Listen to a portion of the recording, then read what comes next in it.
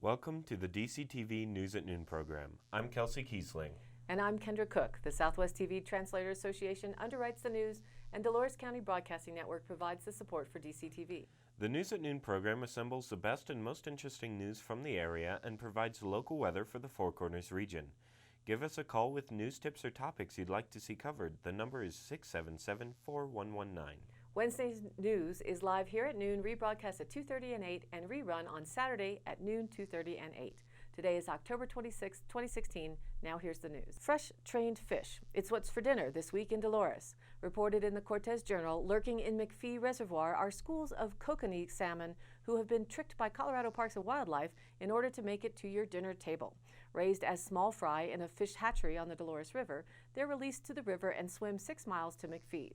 The non-native type of sockeye salmon grow to adults and live for 3 to 4 years, surviving mostly on a diet of plankton.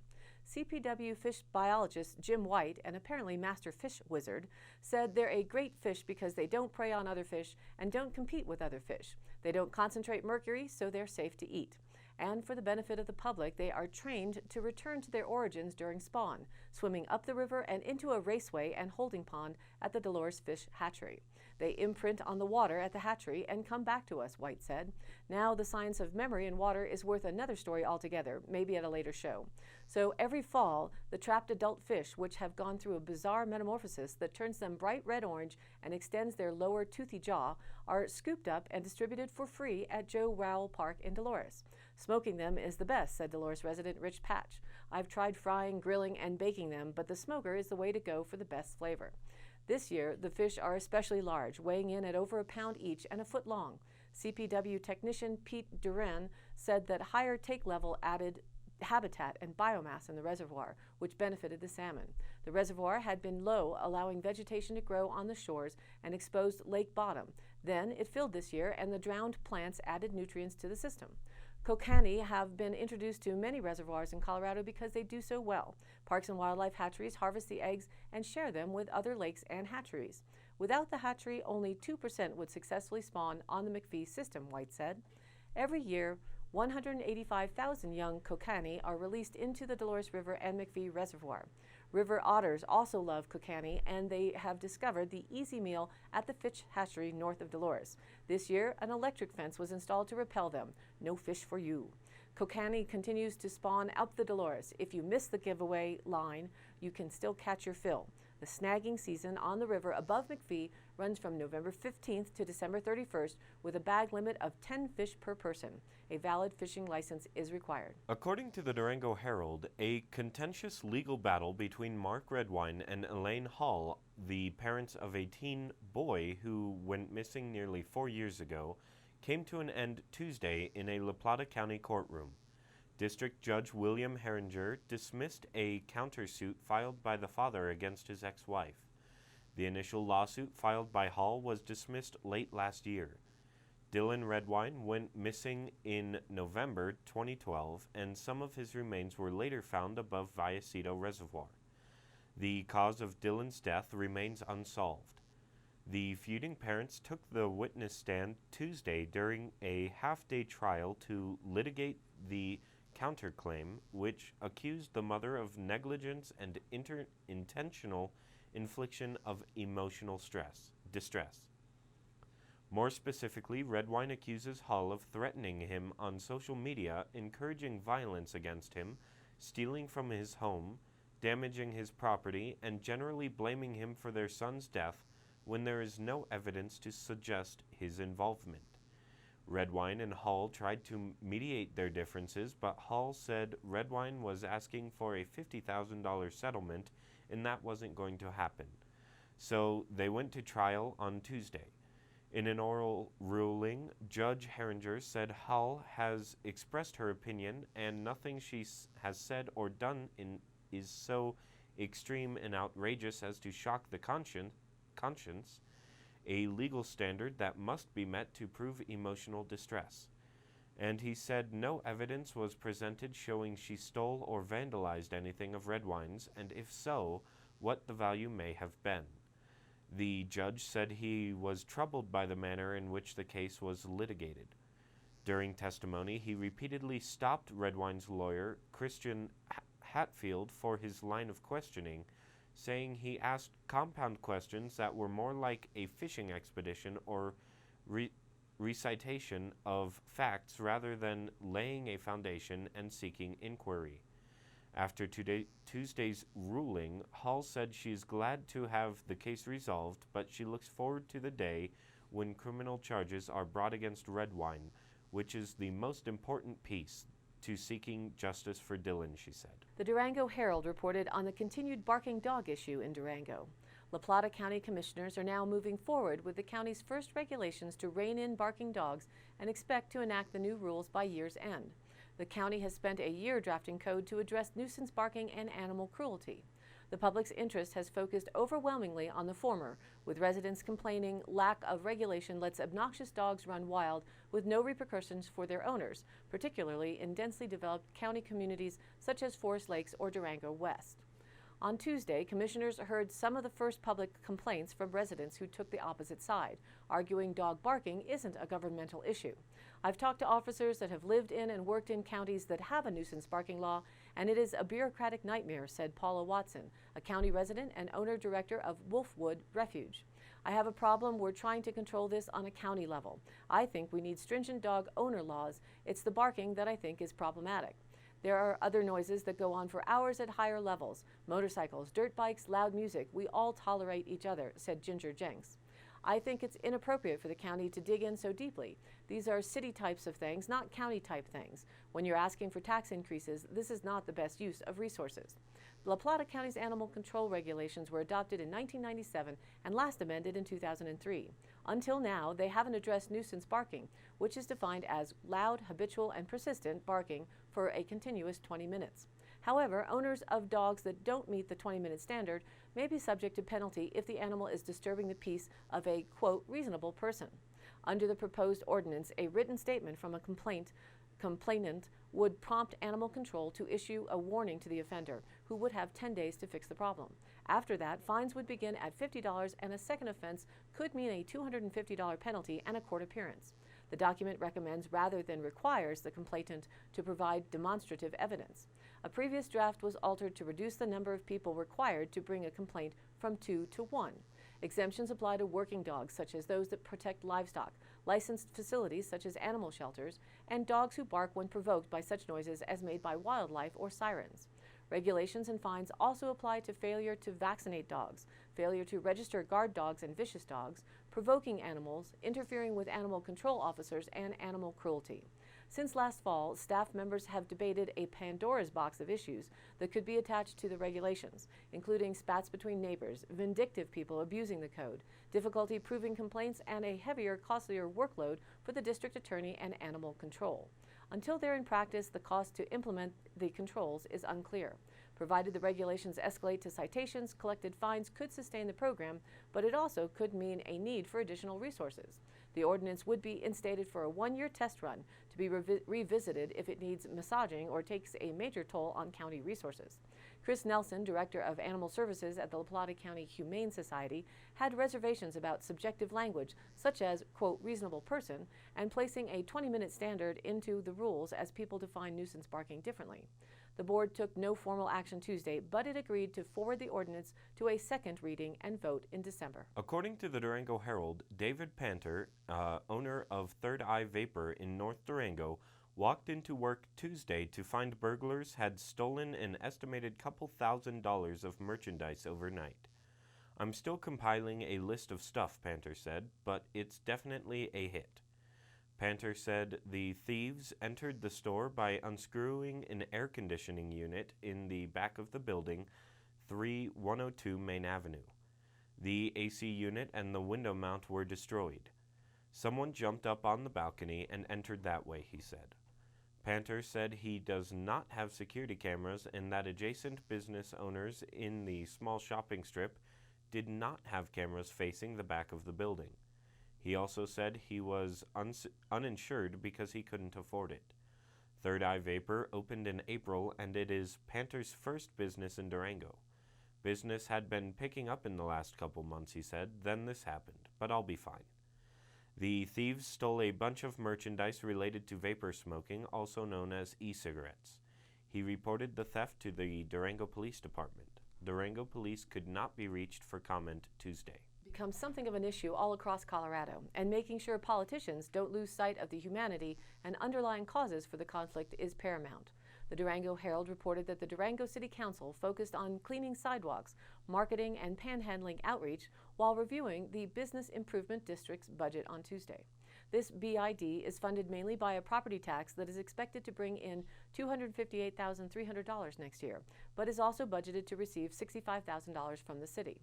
The council sets aside money each year for the BID to run 4th of July celebrations, among other programs. The council asked BID Executive Director Tim Walsworth to explore cleaning sidewalks in summer and cleaning snow from them in the winter.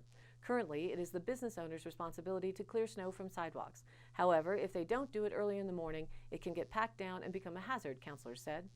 With some empty storefronts along Main Avenue, the councilors want to make sure someone is maintaining those sections of sidewalk as well. Downtown is our gem and our showcase, Mayor Christina Rinderle said. The council also questioned how much marketing BID should be doing outside Durango because the Durango Area Tourism Office is focused on bringing people to town. BID manages a $25,000 grant program for the city to help promote special events outside the area. Rinderle would like the council to meet with both BID and the Durango Area Tourism Office to discuss marketing and to ensure the organizations are not duplicating efforts. Councilor Sweetie Marbury complimented BID on its homeless outreach coordinator, who talked with panhandlers this summer to connect them with services.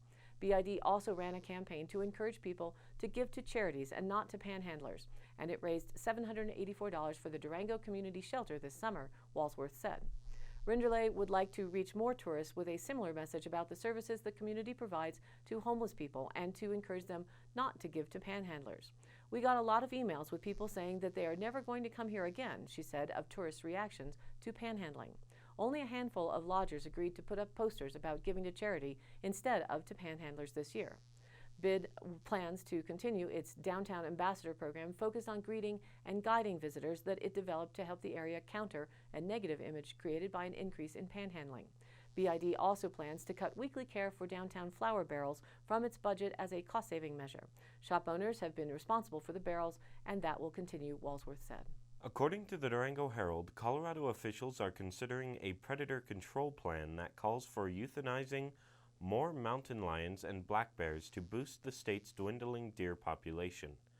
The Denver Post reported that Colorado Parks and Wildlife's proposal to kill up to 15 more mountain lions and 25 more bears a year would take effect this winter.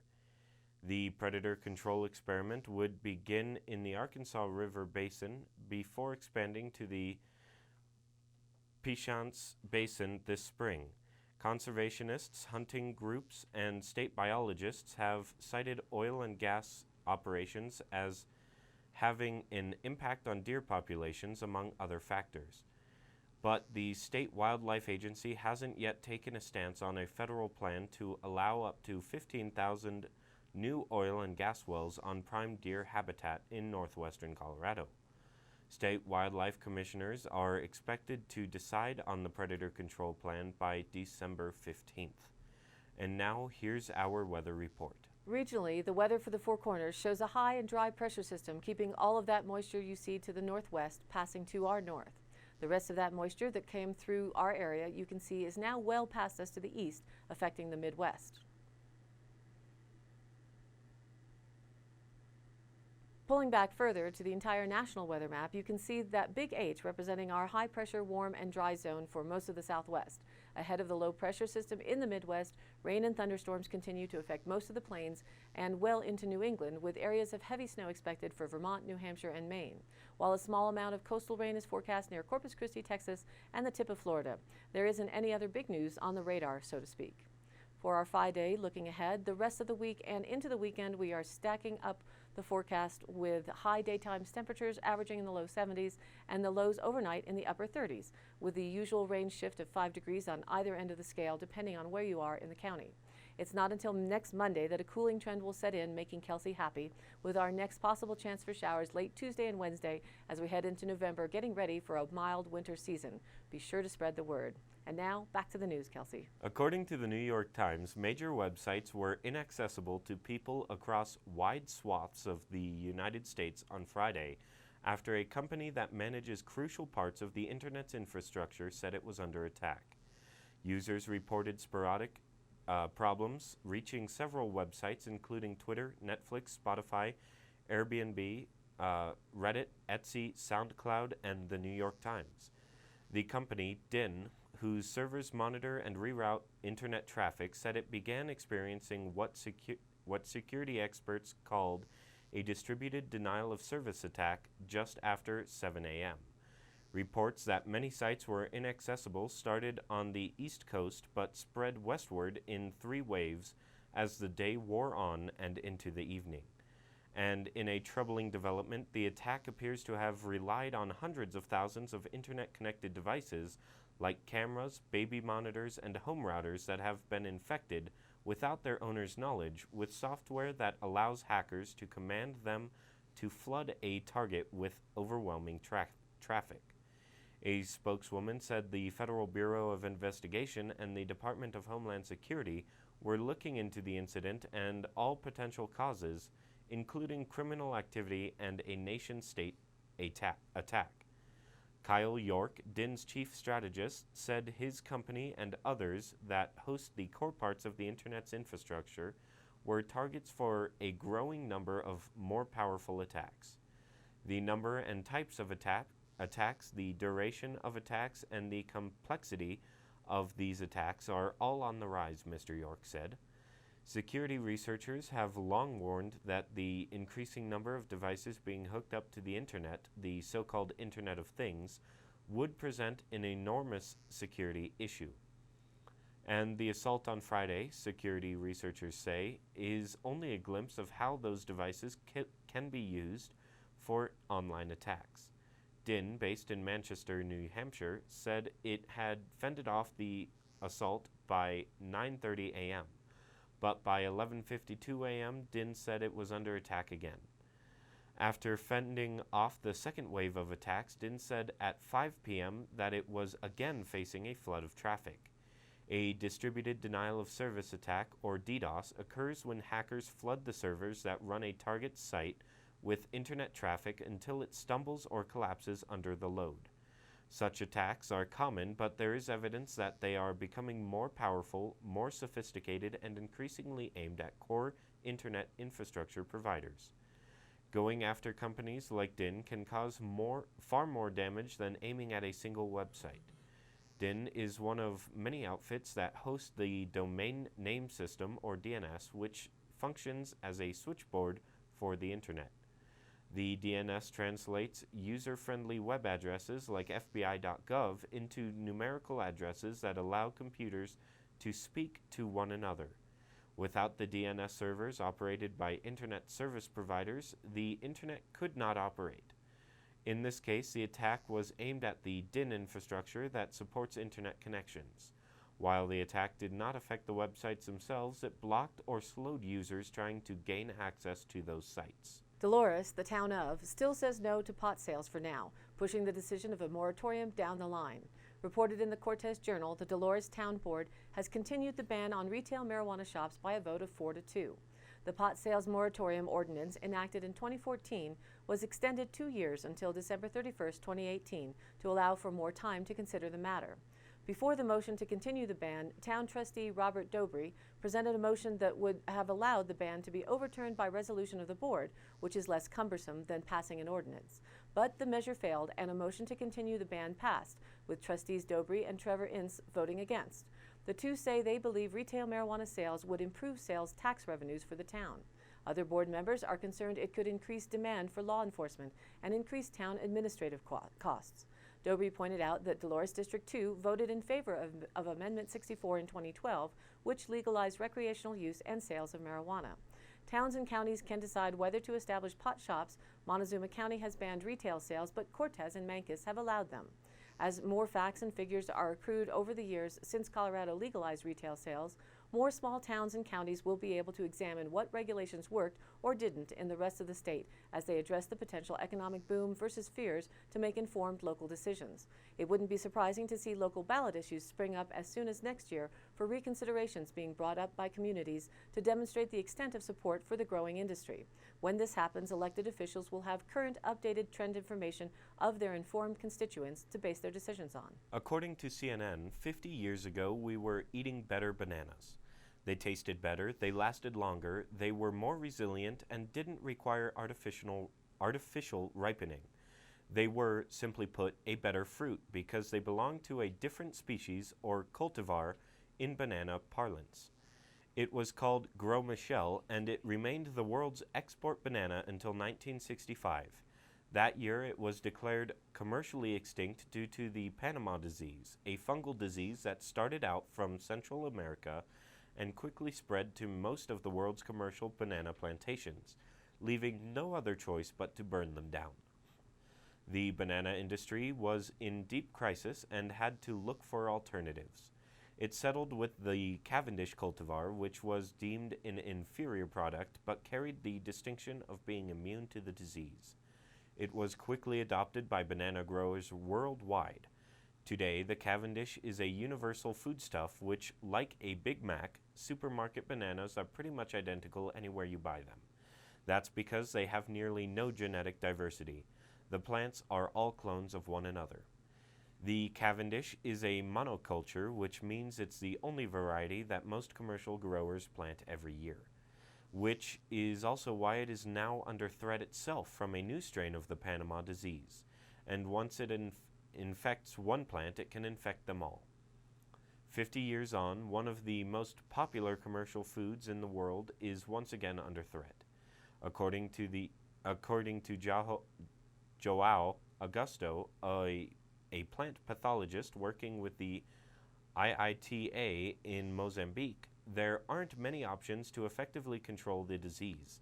It cannot be eradicated, but it can be limited if a wide range of strong preventative and mitigation initiatives are put in place and rigorously implemented in countries where the disease is endemic. The banana growers have learned to live with it. Ultimately, history could well repeat itself and prompt banana growers to look for a new alternative. There is no good candidate at the moment, but hybrids and GMOs are being considered. Just when you thought the term Uber had nothing more to take over, look out, delivery men, a self-driving Uber commercial truck just made its first beer run.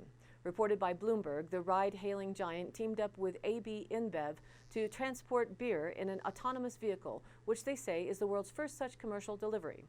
And it happened right here in Colorado. A tractor-trailer full of beer drove itself down Colorado I-25 last week with nobody behind the wheel.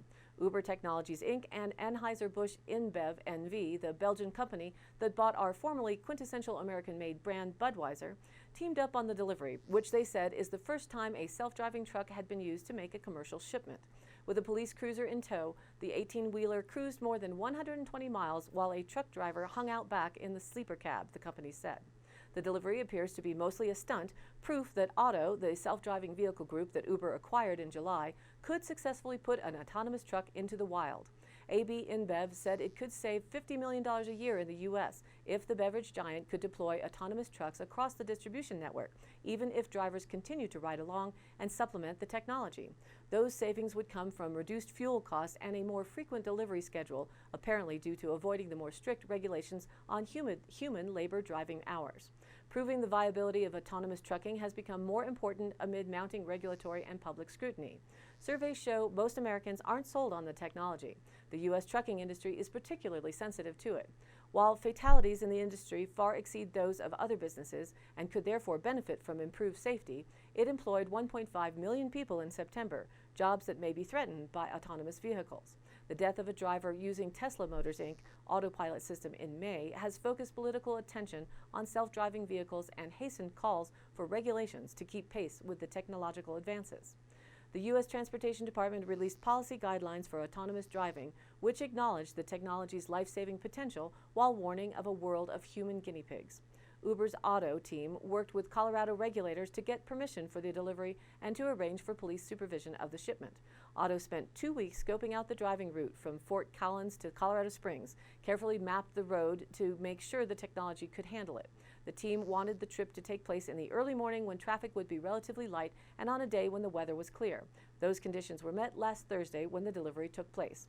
Ron said Uber does not plan to build its own trucks and instead wants to partner with automakers, as it's doing with Volvo on self-driving cars. He said the company's discussions with truck manufacturers are in early phases. The software still has a long way to go, too. The autonomous drive in Colorado was limited to the highway, meaning truck drivers shouldn't have to worry about finding a new profession anytime soon. The focus has really been and will be for the future on the highway. Over 95% of the hours driven are on the highway, Ron said. Even in the future, as we start doing more, we still think a driver is needed in terms of supervising the vehicle. And that's uber good news for the industry. And now for the Dolores County Sheriff's Roundup for the week of October 17th through the 23rd. A report of theft/vandalism at the trailer park is under investigation. A resident reported a missing camouflage backpack. Call the sheriff's office if you have any information. An emergency message was delivered to a hunting camp near Rico. Dispatch was called by an out-of-county resident needing a call from a family member. The message was delivered. That's it for this week's Roundup. Stay tuned for more updates next week. For today's High Country happenings, next Monday, October 31st, the Dolores County Commissioners' end-of-the-month meeting will feature a public meeting for the Bayfront Capital LLC company to field questions from the community regarding the acquisition of the processing plant in Weber Business Park to process industrial hemp, and purchase of the adjacent cement concrete plant to process hempcrete.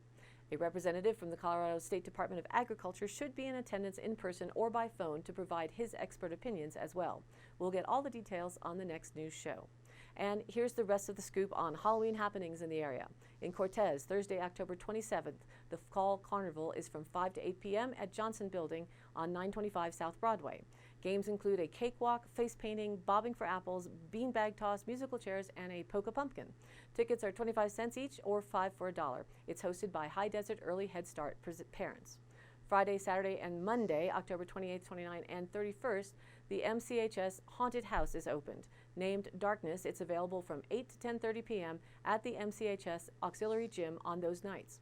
It's a fundraiser for the drama department. Tickets are $8 for adults, $5 for students, and senior citizens. Kids 5 and under are free. Visitors will get $1 off admission for every non-perishable food item they bring.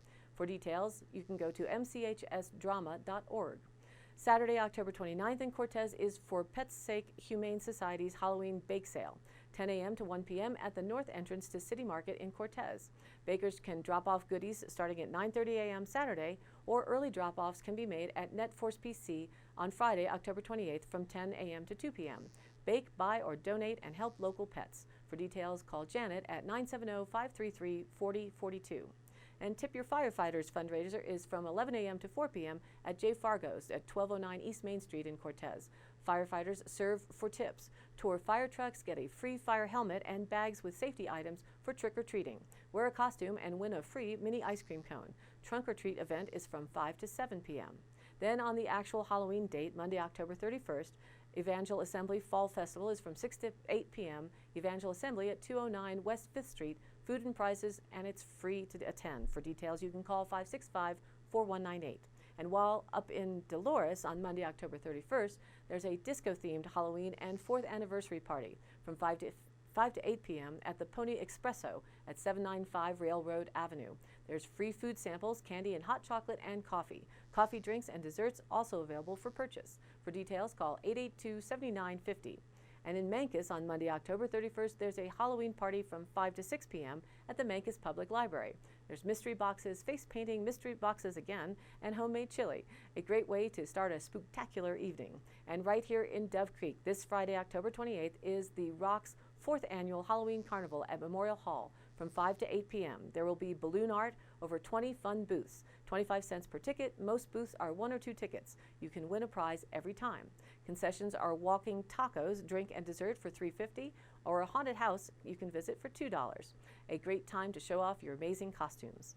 All of the happenings and original news stories are posted on our DCTV News at Noon Facebook page, along with the embedded YouTube replays of the live show and the exclusive DCTV 5-day forecast. If you have an event, you can email us at dcbnnews@gmail.com or call the station at 677-4119 and we'll be sure to get it on air. Thanks for tuning in. We are live at noon Monday through Wednesday, then rebroadcast at 2:30 and 8 p.m. and again aired Thursday, Friday, and Saturday in the same order at noon, 2:30, and 8 p.m. each day respectively. Share this with watch the broadcast replayed on YouTube and now featured on the Facebook page. Thank you for liking us there and for your comments. We'd love to hear your voice. Stay tuned for a special Talk Wednesday. Joyce Barnett is in studio to discuss the future of the ambulance district and the ballot issue. For Kendra Cook and everyone at DCTV with the News at Noon program out of Dove Creek, USA, I'm Kelsey Kiesling. Thanks for watching. Hi, welcome to Talk Wednesday, a special edition of our Talk Tuesday program. I'm here with Joyce Barnett and Jenny Albin representing at this point the information about the ambulance initiative. So I'm really happy to have you guys here. Thank you for coming. And this is an important issue that's on the ballot to increase taxes for Dove Creek's ambulance district and get it funded and get it going. Can you tell us a little bit about just what the initiative is so that people who haven't read it, or you definitely should because you've gotten it in the mail if you're a registered voter, but tell us a little bit about what's going forward with this. The initiative was originally brought forward because of the lack of funding for our ambulance service here locally. So we've had several ideas thrown toward us, to bring revenue into our county, and the most lucrative, of course, was to ask for a mill levy to help support our ambulance. The way the ballot is written, I don't know exactly what you want us to say, but the ballot is 5A and 5B. Vote yes on those two initiatives. The tabor is initially to give us the ability to use the money as we see fit and not have to go to state levels all the time to ask for permission to use the money. So, am I right, Jenny? Yeah. So, debrucing. Yeah, the debrucing part of that. Right. And the other part of it, of course, is the actual mill levy itself, the 2.5 mill levy to get our local taxpayers to help us support our ambulance locally. Right, and that's based on a property tax percentage. Yes. And so that's the difference between the 5A and 5B, is Yes. the two parts, so they're separately addressed. And you had a forum on Monday night? We did. How did that go? Was that attended pretty well? Not too well? It's hard to get people to come out on a fall evening. Well, anytime, but what sort of things did you find any people asking any questions that weren't clear from the way that you could help clear up for other people? Biggest concern was about 5B. Okay, which is how it's written, yeah. Yeah. And what did you address? It just basically gives us the ability to govern the money. Okay. To, as a board, be able to make decision as a board, as a collective whole, to how we see what's best, how the money's spent. Mm-hmm. And so, to clear up for anybody that isn't aware of how it works, there is a set board that's appointed, or is that? We were originally appointed by the county commissioners in 2004, and through the years, people have resigned or gone on to other things, and I'm the only original board member. I'm kind of a diehard. I have a hard time giving things up, especially something I believe in so strongly. And then we advertise for board members, and those interested have to submit a resume and a letter of interest, in what we're doing locally, and then they're vetted through the board and hired through the board. And so, how many people are on the board right now? Are we 5. growing? 5 We have people. 5. We have 5.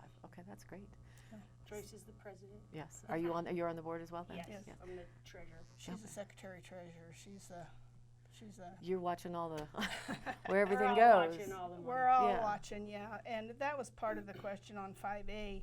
So many people had the question, how are we going to govern how the money was used? And the board is very important in that whole process. Right.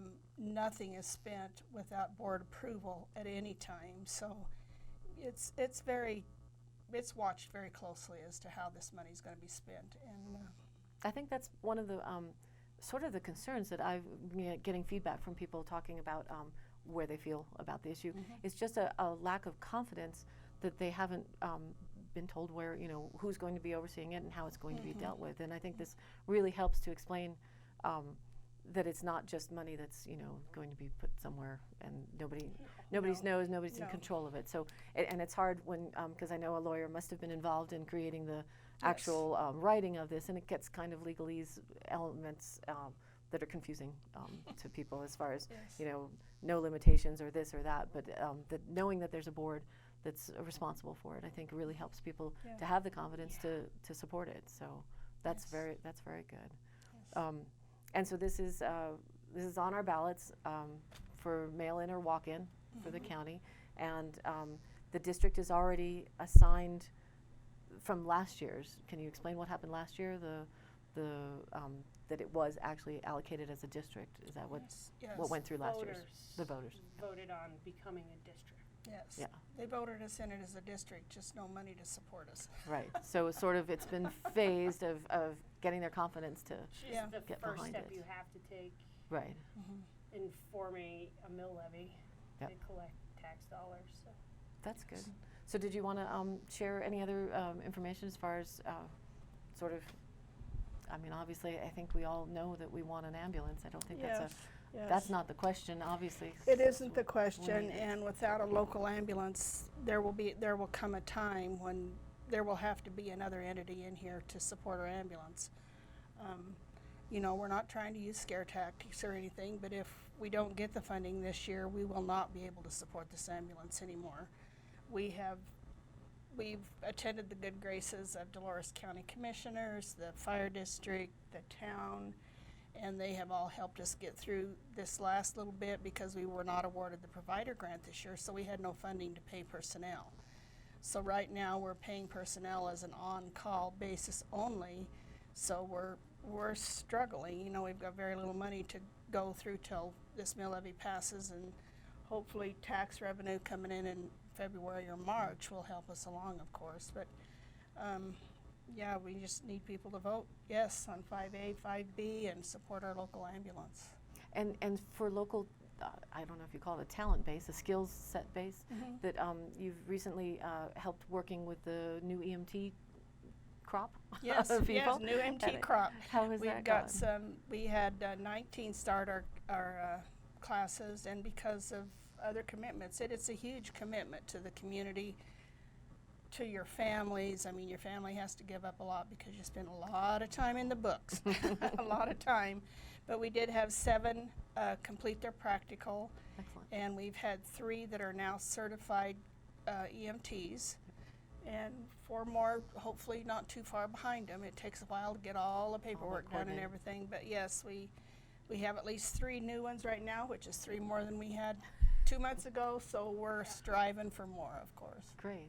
That's good news. That's Yeah. a very, because one of the obviously the questions is that do we have people that we can employ that are Yes. that want to stay in and around the community, because that's a challenge in all industries here, or if we have any industries economically, to keep people locally and Yes. supply them with jobs. One of the questions from the audience the other night was, do we have people in mind to hire already?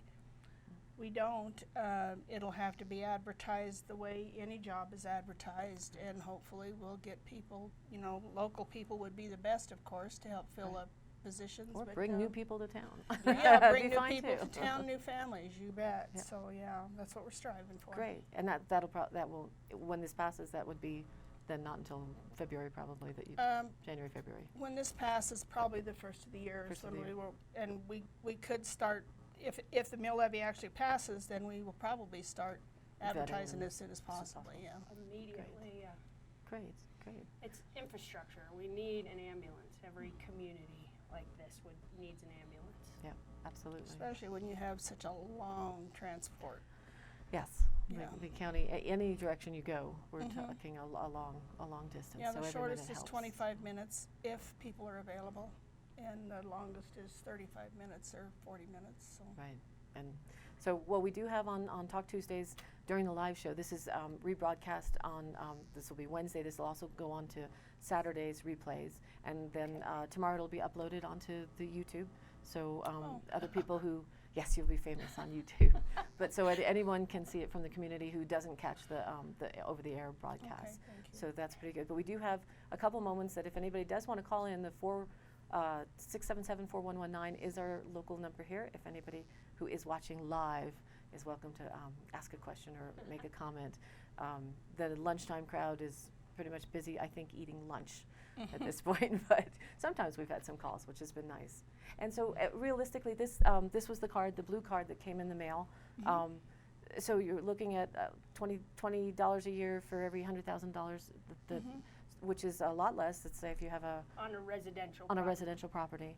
And is that are agricultural properties different mill addressed, or is that It's the same mill levy, but it's different. different percentage? It's mill levy's not a percentage. I mean, it's a mill. It's a thousandth. It's a 1/1000th. So the agriculture is based on a 29%, as well as commercial and agriculture. And then And residential then is residential's an 8.975 or so, right in there, just below 9%. so it'd be a little bit higher than for the agricultural and It commercial will be, properties. but there's so many variables in that, whether they're dry land or irrigated and what their crop yield is every year, and it's way too complicated for me to even think about getting into. Yeah. If they're concerned about how much their taxes are going to raise, their best bet is to go right directly to the assessor and have the assessor Give it a- give give a those figures. and projection. Let them figure them, And there's still time for that if that is a concern. And there used to Yes. be a $100, is that still in effect right now? It is, The $100? and it'll still be in effect after the first of the year for any non-property owners, Okay. because without paying property taxes, they will automatically get a subscription. So in order to be provided a subscription, they will have to pay the $100. Okay, could you Renters and explain that a little bit to people who don't maybe know what the subscription process is? It's a sort of a It's like a annual membership, Yeah. but it's a subscription to the Dove Creek Volunteer Ambulance. You pay $100, then you list out who might be in your household during an emergency, and not that you really would know, but people that frequent your home. And so anybody that is on that gets basically a free ride. sort of like a what happens Share if you cost. have Medicare, private insurances, even Medicaid will pay a set amount of money to an ambulance service. Right. It's a small amount, but it's an Helps. amount. Yep. It helps, yes. If you have Medicare, your insurance will be billed first, and then anything that isn't covered by your Medicare will be written off if you have a subscription card. okay. If you don't have a subscription card, they take what your insurance pays, and then you are billed the difference. And anybody that doesn't have insurance will be billed the full amount. I mean, that's been in effect for several years now, probably 8 years or longer, that we've had this subscription service going on. It was $25 for a long time, and I dragged my feet for changing it, but we were mandated by Medicare guidelines and Medicaid guidelines to raise our fees because the amount we write off every year, it can't be more than what we bring in, or Medicare doesn't pay us anymore. Right. So Yeah. So and then with this, the property owners would be Granted sort a of granted the same kind of. yes, they'll Totally. automatically have a subscription card. The Right. property owners that pay their taxes. So. And do we actually get a card, or is there just You it's know, just that you're a registered? It depends on what degree of writer's cramp I want. Because I've been doing them by hand for a long time. Okay, And yeah. there's a possibility that we just may make one out like you get your insurance card anymore. We'll type your name in, send you a generic card, and call it good.